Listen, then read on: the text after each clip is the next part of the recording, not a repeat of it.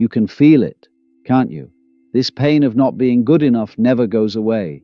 This nagging feeling that you are somehow not whole, not perfect, maybe even broken. You wake up, and the first thing that comes to mind is a measurement. How do I compare today? What part of me needs to be fixed? When you look in the mirror, you don't see a person. You see a project. You see a puzzle with a piece missing, a sculpture that isn't finished yet, and you are the tired artist who is working hard to make it perfect. You pay for your life in installments. You tell yourself, if I could just fix this one thing, if I could be less sensitive, less anxious, more confident, and more productive, then I would be able to rest. Then I would deserve peace. Then I would deserve love. You are sleepy. You are tired from trying so hard, from constantly correcting yourself, and from the hard work of trying to earn your right to live. You live like a student who is always getting ready for a test that never comes. You carry this secret, shameful belief that you are a fraud with you everywhere you go, that you're not really real, that if anyone saw the real you, the unfixed you, or the imperfect you, they would be disappointed and turn away. This is the main pain. The idea that you are a problem that needs to be fixed. But where did this idea come from? Did you make it up? Or did someone sell it to you? Take a look around. You are in a world where performance is everything, a world full of noise, masks, and frantic measurements. People around you are trying very hard to prove their own worth. They complain to make themselves feel important. They talk behind each other's backs to feel like they belong. They get things to make them feel safe. They yell their thoughts to be sure. This is the sleeping world. It's a big, loud, sad stage where everyone is playing a part they didn't choose and are too scared to stop. They made a game, and the rules are easy.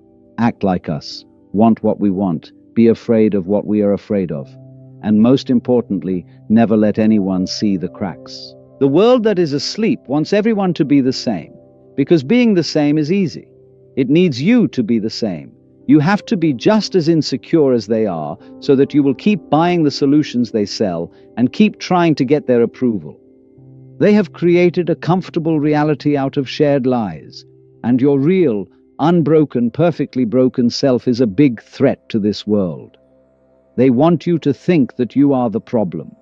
They want you to stay busy fixing yourself, so that you never have a quiet moment to look at the game they made and ask the simple, terrible question, why? But something about you has changed. The effort has become too much. The noise is too much to take. You have begun to ask that question. You have seen how hypocritical it is. You have seen that the people who are always trying to be perfect are usually the most unhappy. You know that the people who yell the loudest about being normal are the ones who are most afraid of their own shadows. So, you have started to back off.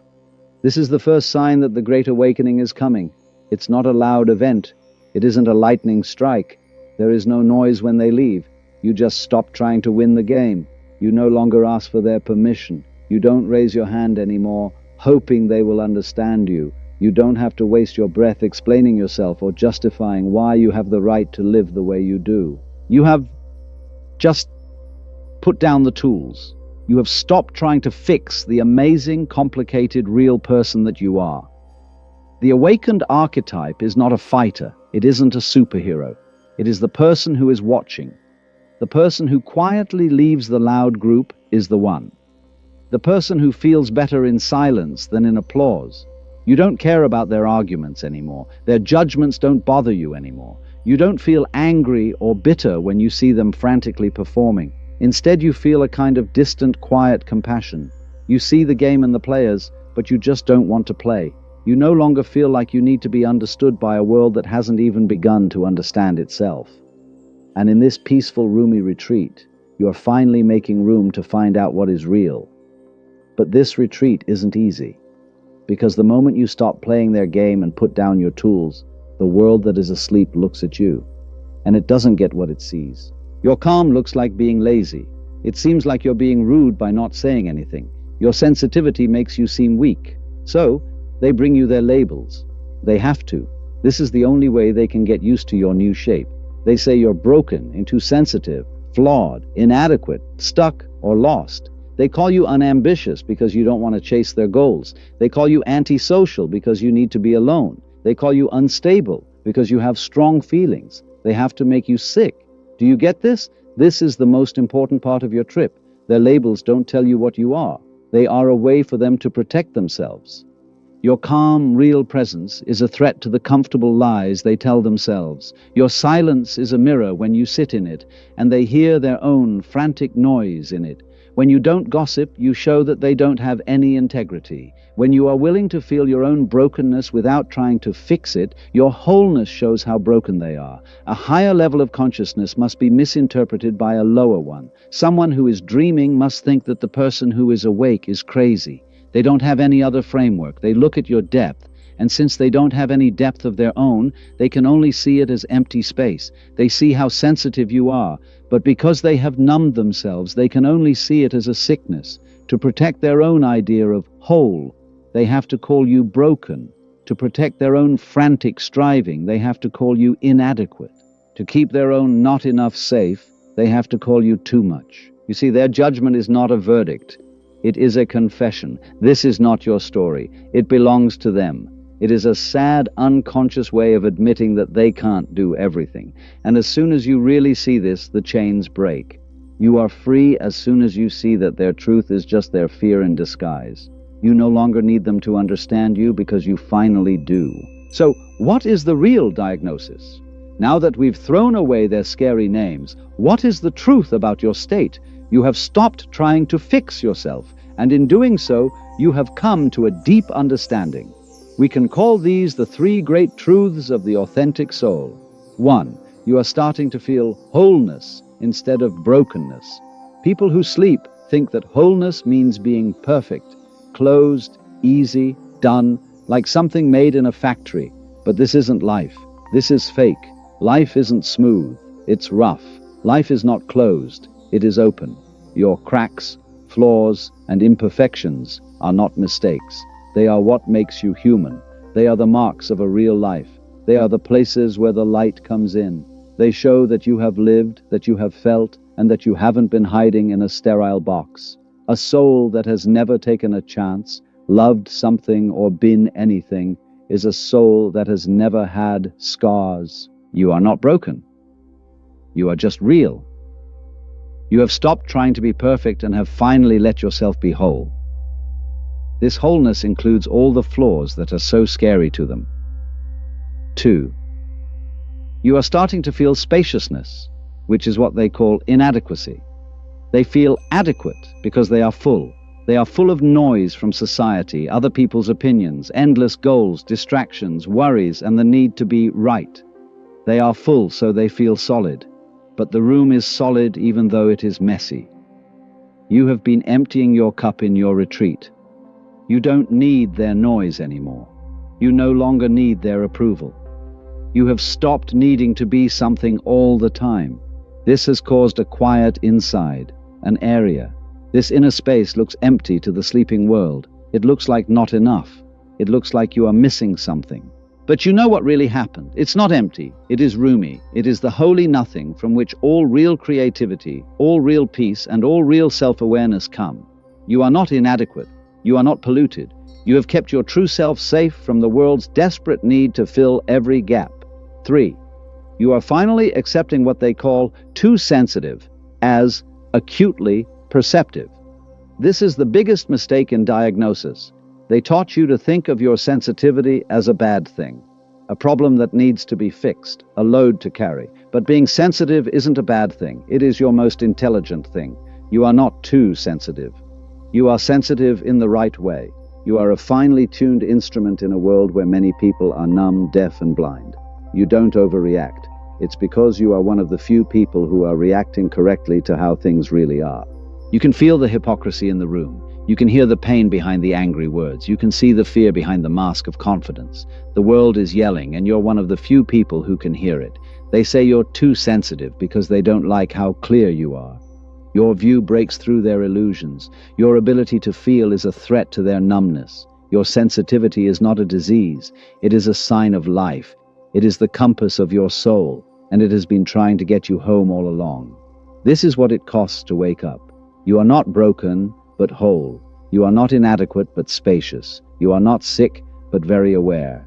Accepting this true diagnosis means that you have fully separated yourself from the sleeping world, and you should know that they won't be happy about this. They won't clap for you. They won't get what you're saying. You need to stop hoping for this. Let it go from your hands. It's the last weight you have to carry, and it's the heaviest. You need to be a problem that needs to be solved in the world of performance. It needs you to be flawed so it can keep selling you its solutions. It needs you to be inadequate so you will keep going after the empty prizes it offers. You have become a subversive the moment you say, even just to yourself, I am not a problem. I am whole. You are no longer understandable. They will keep giving you their solutions. They'll tell you to be more positive and just try harder. They'll give you new ways to fit in, new masks to wear, and new drugs to numb your perceptive soul. And you won't look at them with anger or bitterness. Instead, you'll look at them with this new, calm, open compassion. And you will just say, no, thank you. You won't argue. You won't defend. You won't explain. You will just keep your peace. This is what it really costs. The price is a new kind of loneliness. But let's be very clear about this. This isn't the painful, hopeless loneliness of someone who is trying to fit in but failing. The person who thinks they are broken is not the one who is toxic and ashamed of being alone. Number. This is a different kind of being alone. The mountain's noble, wide-open solitude is what it is. The lighthouse is a clean, clear, and solid place to be alone. It is the loneliness of the person who has finally chosen the real over the popular. People will not understand you. This is a promise. You will sit at the family table and hear the chatter, complaints, gossip, and noise. You will feel a deep, unbridgeable, and yet peaceful distance. When you're at work, you'll see the games, the politics, and the desperate need for approval, and you'll know for sure that you're not a player anymore. You are a watcher. Their path is no longer yours. You are leaving the busy, noisy, and comfortable village and going into the big, quiet, and sometimes hard wilderness of your own truth. It costs something, but it is the only price that makes sense. The other option is to live a life that isn't yours. The other option is to betray your own soul for the short-lived comfort of being understood by people who haven't even met their own. So, I'm here to let you do that. The permission you've been waiting for your whole life. The permission that no one in the world of sleep can give you because they are all too busy looking for it for themselves. You don't have to keep fixing yourself. You can stop using the hammer and chisel. You are not a statue that is broken. You are not a bad project. You are a real person who is alive and breathing. You are a process. You are like a river. You can flow.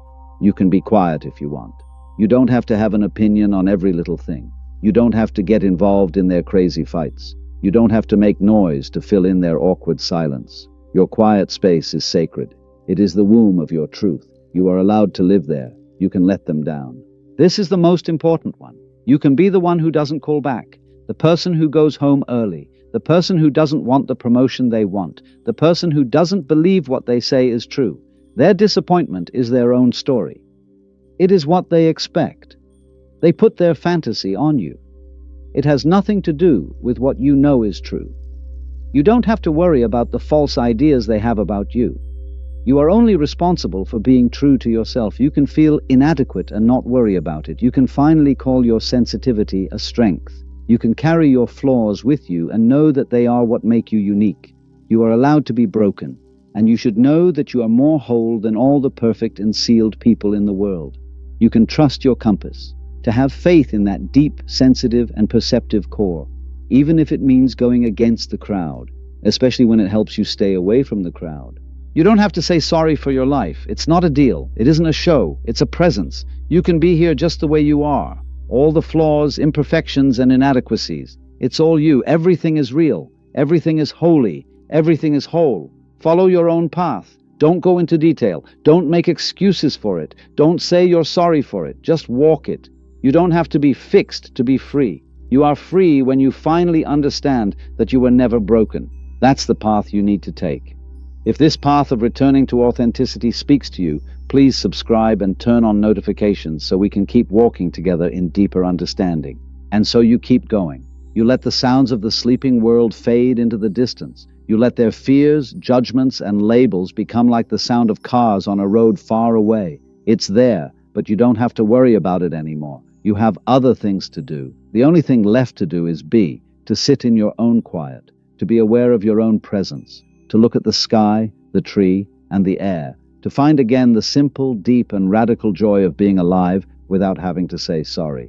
The big surprise about freedom is that as soon as you stop needing to be understood, you can finally understand yourself. You find your own as soon as you stop looking for theirs. You are not the one who needs to be fixed. You are the one who has seen through the illusion of fixing. You are not lost. You are the one who has finally found the real path, even if it is lonely. Give them their game. Let them make noise. Let them keep their labels. It's all a dream, a show, a big sad play. You are awake, and your peace is what you get. You are free to prove it. Let go. Stay still, and know that you are and always have been completely and perfectly whole.